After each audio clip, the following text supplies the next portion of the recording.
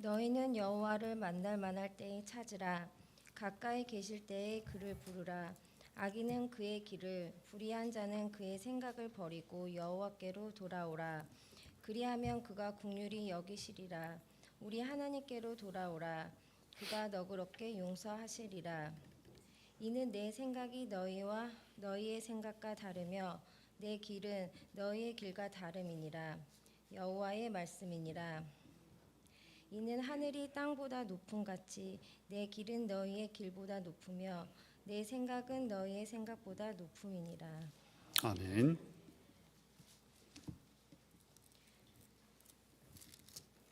그때 마침 두어 사람이 와서 빌라도가 어떤 갈릴리 사람들의 피를 그들의 제물에 섞은 일로 예수께 아뢰니 대답하여 이르시되 너희는 이 갈릴리 사람들이 이같이 해 받음으로 다른 모든 갈릴리 사람보다 죄가 더 있는 줄 아느냐. 너희에게 이르노니 아니라. 너희도 만일 회개하지 아니하며 다 이와 같이 망하리라. 또 실로암에서 망대가 무너져 치어 죽은 18사람이 예루살렘에 거한 다른 모든 사람보다 죄가 더 있는 줄 아느냐. 너희에게 이르노니 아니라. 너희도 만일 회개하지 아니하면 다 이와 같이 망하리라. 이에 비유로 말씀하시되 한 사람이 포도원에 무화과 나무를 심은 것이 있더니 와서 그 열매를 구하였으나 얻지 못한지라. 포도원 지기에게 이르되 내가 3년을 와서 이 무화과 나무에서 열매를 구하되 얻지 못하니 찍어버리라. 어찌 땅만 버리게 하겠느냐. 대답하여 이르되 주인이여 금년에도 그대로 두소서. 내가 두릅하고 거름을 주리니 이후에 만일 열매가 열면 좋거니와 그렇지 않으면 찍어 버리소서 하였다 하시니라. 아멘. 아멘. 하나님께서 우리에게 주신 말씀입니다.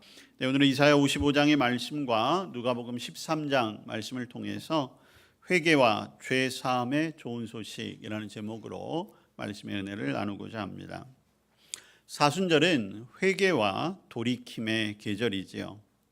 삶의 방향을 수정하여 가야 할 길을 가고 생각해야 할 것을 하고 행해야 할 것을 하는 것이 회개이고 돌아섬입니다. 세상에 익숙해졌던 삶을 버리고 하나님 나라의 방식을 받아들이는 것. 이 돌이킴을 주저하지 말아야 할 이유는 여전히 하나님은 우리를 기다리시고 여전히 우리를 용서하시는 분이시기 때문입니다. 주님을 찾고 주님을 부른다는 것은 단순히 감정이 변화되는 것, 또 태도가 순간적으로 바뀌어지는 것이 아니라 지금까지 걸어왔던 길을 완전히 바꾸고 지금까지 했던 생각을 버리는 구체적인 행동의 변화를 말하는 것입니다. 그런 의미에서 이 사순절 우리가 누릴 수 있는 회개와 죄 사함이야말로 가장 좋은 소식이라고 할 수 있는 것이지요. 오늘 우리가 함께 읽은 신약의 본문 누가복음 13장에서는 먼저 전반부에는 예루살렘에 있었던 비극적인 두 사건을 전하고 있어요. 오늘 누가복음 13장 1절 이하에 보시면 빌라도가 어떤 갈릴리 사람들의 피를 그들의 제물에 섞은 일, 이런 사건이 나와요. 이것은 역사적인 사건인데 빌라도가 제사를 드리기 위해 모였던 사람들에게 군사를 보냅니다. 그리고 참혹한 학살을 해요. 어떤 이유였는지는 정확히 밝혀지지 않지만 제사를 위해 모였던 이들이 하나님 앞에 제사하기 위해 모였다가 빌라도가 보낸 군인들에 의해서 목숨을 빼앗기게 되는 거죠. 그리고 그 피가 온 제물에 이렇게 번졌다라고 하는 사건이에요. 두 번째 사건은 실로암의 망대가 무너져서 18명이 목숨을 잃은 사건입니다.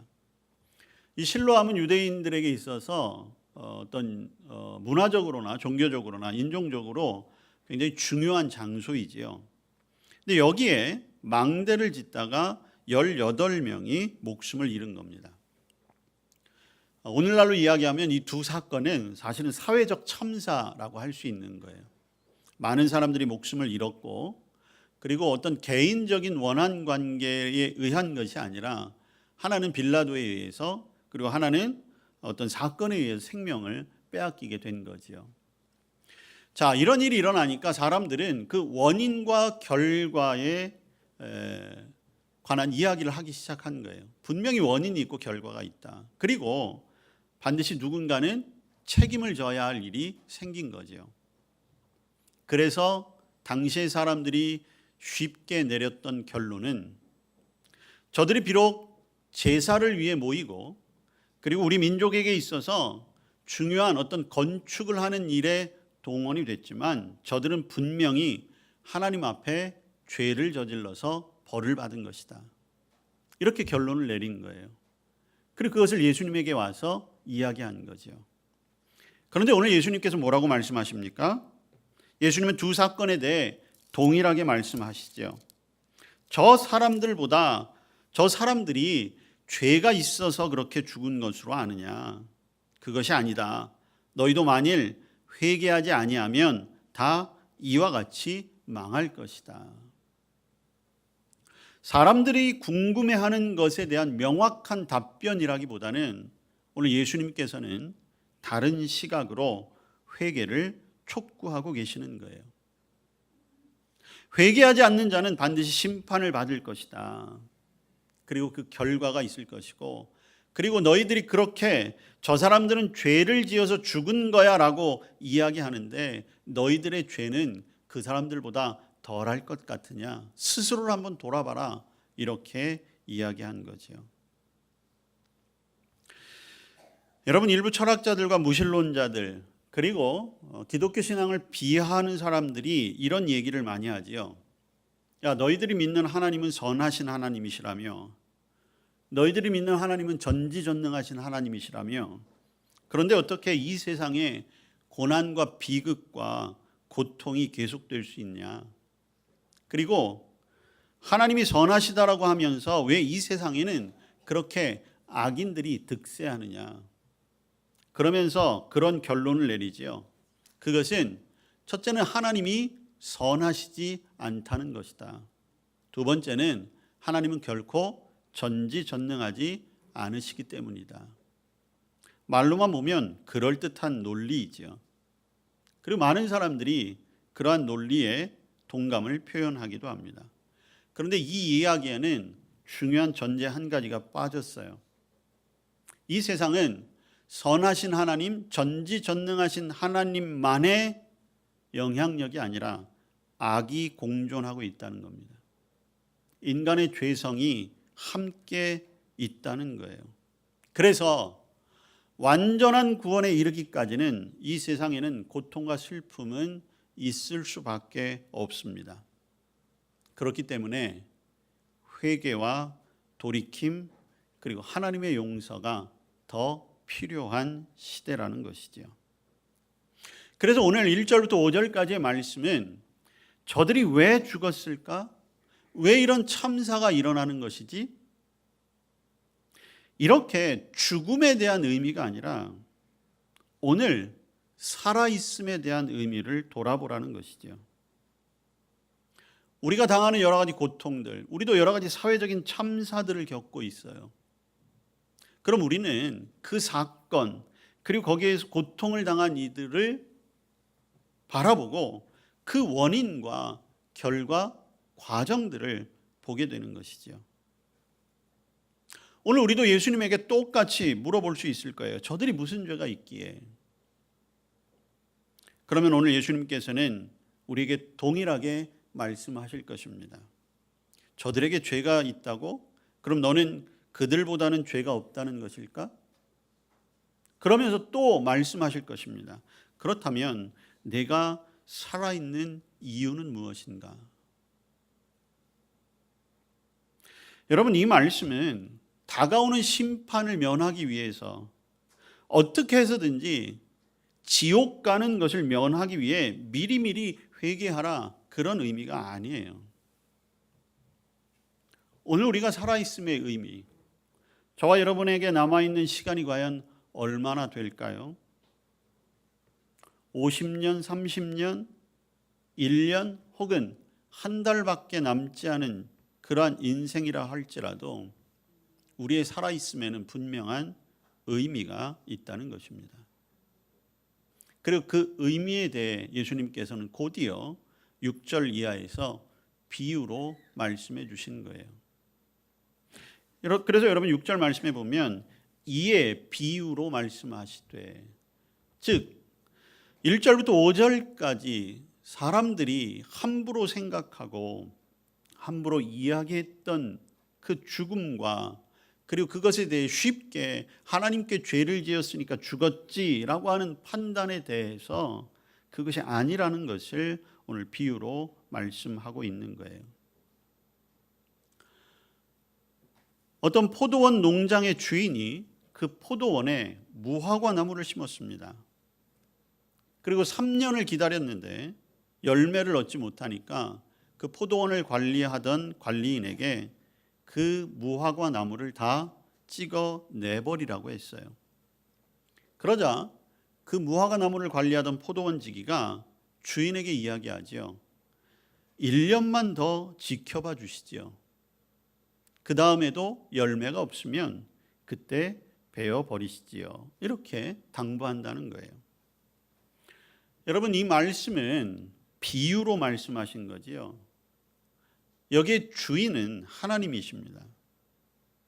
무화과 나무를 관리했던 포도원지기는 예수님이죠. 무화과 나무는 바로 우리를 가리키고 있습니다. 자, 포도원의 주인 하나님께서 무화과를 포도원에 심었다는 거예요. 여러분, 무화과는 원래 길가에 심는 나무이지요. 포도원에는 포도나무를 심는 게 정상입니다. 가치로 볼 때도 무화과 열매보다는 포도 열매가 훨씬 더 당시에는 그런 경제적인 가치로 볼 때도 훨씬 더 월등한 거였어요. 근데 이 주인이 왜 포도원에다 무화과 나무를 심었을까? 주인 마음이죠. 이것은 뭐 설명할 게 없는 거예요. 그냥 주인 마음이에요. 여러분, 저와 여러분이 왜 지금 여기에 살아 있을까요? 여러분은 어떻게 생각하십니까? 하나님 마음이에요. 우린 그것을 하나님의 뜻, 하나님의 섭리라고 이야기하는 것입니다. 저와 여러분의 삶의 자리는 하나님이 선택하신 거예요. 저와 여러분이 포도나무일까요? 무화과 나무일까요? 그건 사실 아무도 모르지요. 그러나 우리는 스스로를 너무나 잘 알고 있습니다. 내가 얼마나 쓸모가 있었을까? 내 인격은 어느 정도였을까? 내가 하나님 없이 살아가는 삶이 과연 어떤 모습이었을까? 어떤 분들 같은 경우는, 저 같은 경우도 마찬가지예요. 아니, 예수님을 믿는다고 하면서도 삶이 이것밖에 안 되는데 과연 나는 어떤 종자일까? 그런데 그 하나님이 저와 여러분을 이 땅에 심어 놓으셨다라고 하는 것, 오늘 비유의 말씀대로 하면 하나님은 저와 여러분을 들어갈 수 없는 포도원에 심어 놓으셨다는 거예요. 여러분, 그것은 은혜라는 것 외에는 설명할 길이 없는 것입니다. 그리고 그 하나님은 우리를 단지 심어 놓으셨을 뿐만 아니라 우리가 부딪혀야 할 우리의 삶의 시련들, 또 우리가 헤쳐나가야 할 이 세상, 그리고 우리가 가장 잘 자라가야만 하는 그러한 환경을 아시는 분이 하나님이시죠. 우리 입장에서 보면 마음에 들지 않을 수 있어요. 나는 포도원 별로 원하지 않았는데 차라리 길가가 훨씬 나은데 왜 답답하게 포도원 울타리 안에 나를 가둬두려고 하는 거지? 그런 생각을 하시는 분이 있을지도 모르겠어요. 지금 내가 걸어가고 있는 삶의 자리들이 너무나 마음에 들지 않을 수도 있겠지요. 그런데 그럴 때마다 과연 내가 실수가 많은가 아니면 하나님이 실수가 많으실까 생각해 보시길 바랍니다. 우리를 이 자리에 있게 하시는 하나님은 실수가 없으신 하나님이시죠. 그렇다면 우리를 이곳에 심어놓은 특별한 이유가 있으실 것입니다.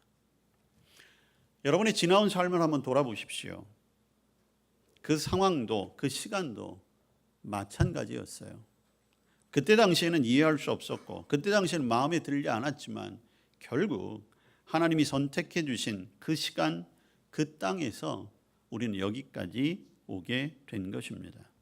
그래서 우리는 삶의 자리를 은혜의 자리라고 고백하는 것이지요. 자, 그런데 포도원에 심겨진 무화과 나무, 거기에는 포도원 주인의 특별한 기대는 있었겠지요.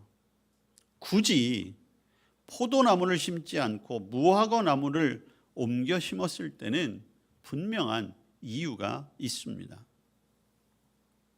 무화과 나무는 볼품이 있는 나무는 아니에요. 덩치는 크고 잎은 무성해서 그늘이 생기긴 하지만 보기 좋은 나무는 아니라고 합니다.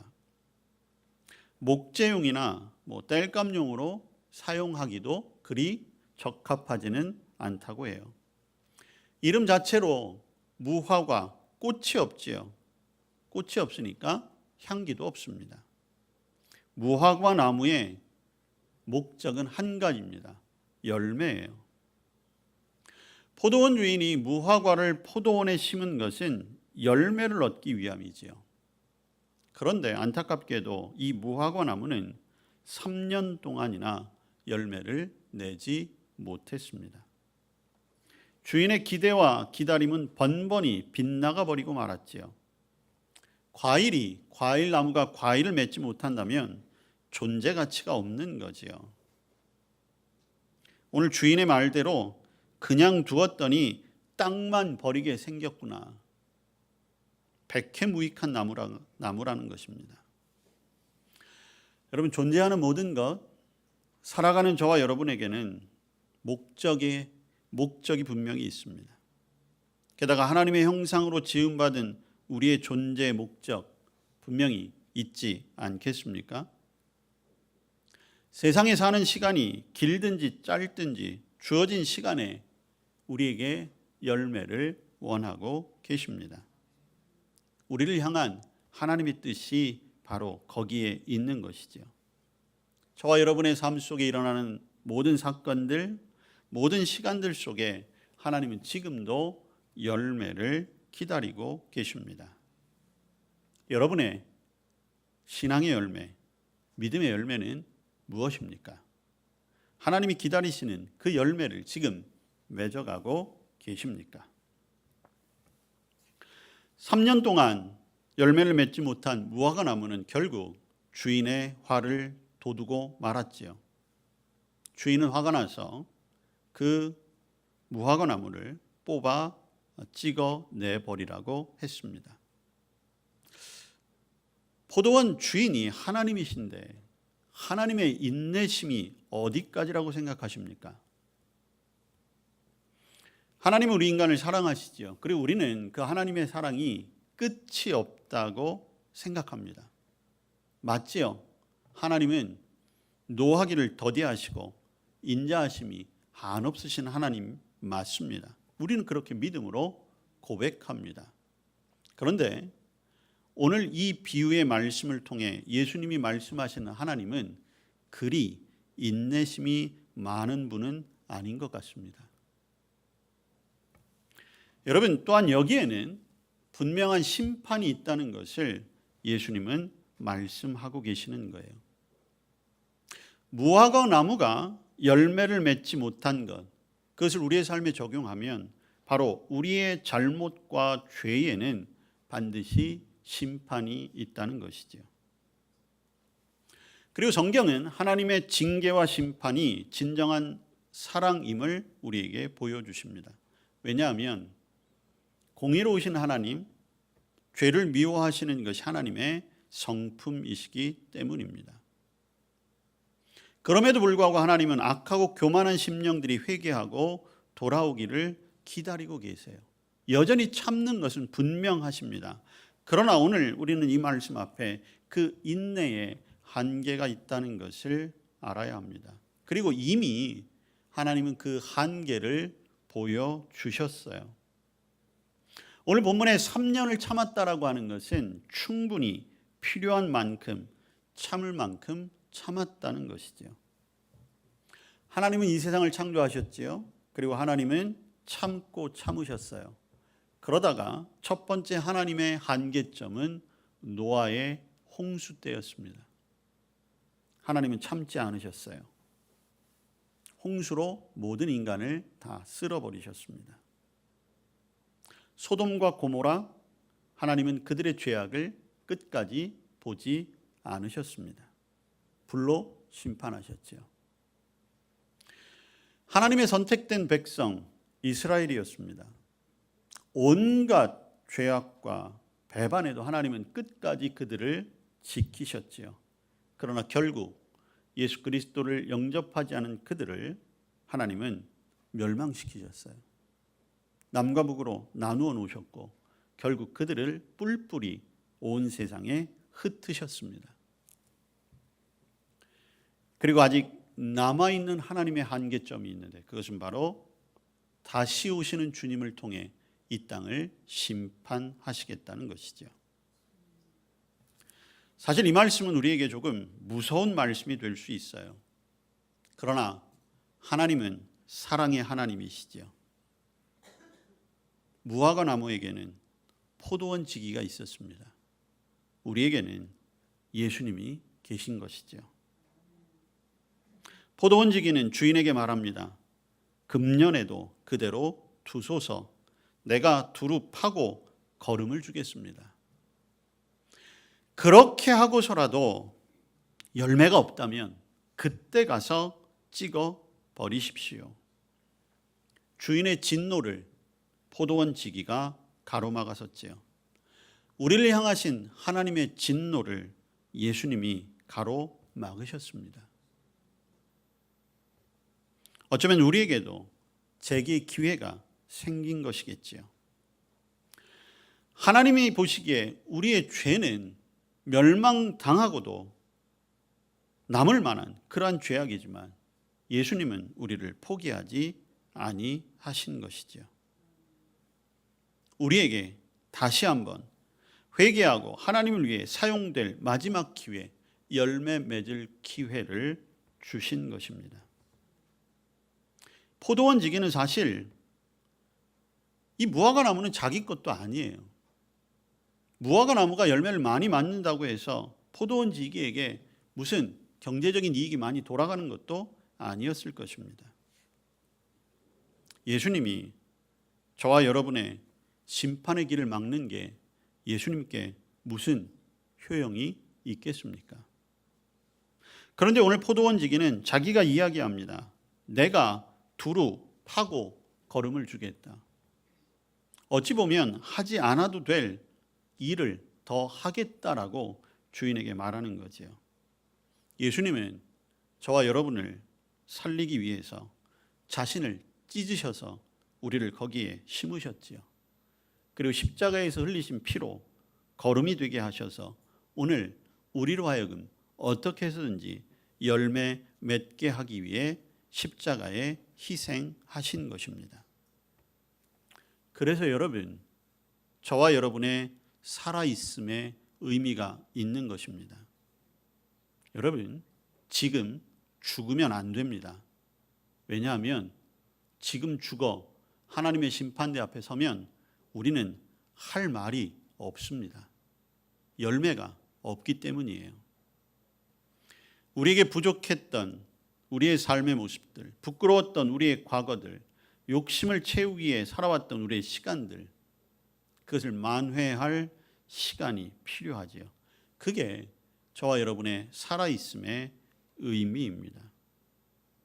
여러분들 가운데 하나님이 나를 위해서 어떤 상급을 준비해 놓으셨을까? 너무 궁금한데 빨리 그것을 받았으면 좋겠는데 할 정도의 후회 없는 생을 살아온 것이 아니라면 저와 여러분은 아직도 남은 시간 열매를 맺어야 한다는 것이죠. 자, 그러면 우리가 어떻게 살아야 하겠습니까? 오늘 이사야서 말씀으로 갑니다. 55장 6절 말씀에 이렇게 권면합니다. 여호와를 만날 만한 때에 찾으라. 가까이 계실 때 그를 부르라. 우리에게 주어진 살아있음의 시간 동안 우리가 해야 할 일은 찾고 부르는 것뿐입니다. 아직 하나님이 내 목소리를 들을 만한 이때에, 아직 내가 부를 만한 이때를 놓치면 안 된다는 것이지요. 예수님께서 자신의 몸을 찢고 피를 흘려서 그 시간의 지연을 우리에게 은혜로 주셨다면 이제는 우리가 마지막 때라는 때가 온 것처럼 하나님을 찾고 불러야 하는 것입니다. 사실 우리에겐 그렇게 여유가 많지 않습니다.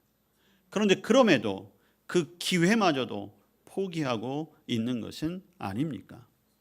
가까이 계실 때, 그분의 소리가 들릴 때 부르짖어야 하는 것이지요. 계속해서 말씀하십니다. 7절 이하에 보면 악인은 그 길을 버리고 불의한 자는 생각을 버리고 여호와께 돌아오라는 것이지요. 버리고 돌아와야 합니다. 여전히 우리를 긍휼히 여기시는 하나님, 아직까지 기회가 있는 것이죠. 그동안 우리는 너무 많은 하나님 외에 다른 것만 부르고 다른 것을 찾고 그곳에만 우리의 마음과 시간과 생명을 들였습니다. 우리의 기회를 놓치지 않으려면 버릴 것은 버릴 수 있는 용기가 있어야 하겠지요. 하나님께 돌아가야 할 때가 지금입니다. 하나님을 만나야 할 때가 지금이지요. 그러면서 오늘 하나님의 뜻을 우리에게 말하지요. 8절 9절에 보시면 내 생각은 너희의 생각과 다르고 내 길은 너희의 길과 다르다. 여러분, 하나님의 길과 생각이 우리의 길과 생각과 다릅니다. 그러면 우리는 여전히 알지 못하는 것일까요? 그렇기 때문에 우리는 알지 못합니다가 아니라 우리의 삶을 돌이켜 하나님의 길에 서도록 애써야 하는 거예요. 하나님의 생각 가운데로 들어가야 하는 것이지요. 하나님을 찾지 못하고 하나님의 생각으로 생각하지 않고서는 하나님을 결코 부를 수 없기 때문입니다. 절망의 시간을 살아가고 있어요. 그러나 그 너머에서 우리를 향해 손짓하시고 그 품으로 우리를 초대하시는 하나님, 그분의 계획은 한 가지입니다. 그분의 생각은 한 가지입니다. 그분의 길은 한 가지입니다. 우리를 구원하시겠다는 거예요. 악인조차도 그 죄의 길에서 돌이켜 구원받기를 원하십니다. 악인이 망하는 것 원하시지 않지요. 이것이 하나님의 생각과 우리의 생각의 차이입니다. 우리의 생각과 차원이 다른 것이지요. 여전히 저와 여러분에게 삶의 기회가 계속되고 있는 이유, 주님, 금년 한 번만 더 기회를 주십시오. 이게 예수님만의 생각이 아니기를 바랍니다. 저와 여러분도 그 마음으로 지금부터 새로운 삶으로 바뀌어지고 구체적인 열매를 향한 우리의 노력을 시작해야 할 것입니다. 열매가 없어 불살라야 할 무화과 나무가 포도원 지기로 인해 연장된 것처럼 우리의 생명 역시 예수 그리스도로 인해 새롭게 되었습니다. 주님 안에서 소망을 가지시길 바랍니다. 차원이 다른 주님의 용서와 사랑에 대한 응답으로 지금이라도 회개하며 주님 앞에 우리의 삶을 내려놓고 순종할 때 우리의 가능성을 보신 하나님 앞에 풍성한 열매를 맺게 될 줄로 믿습니다.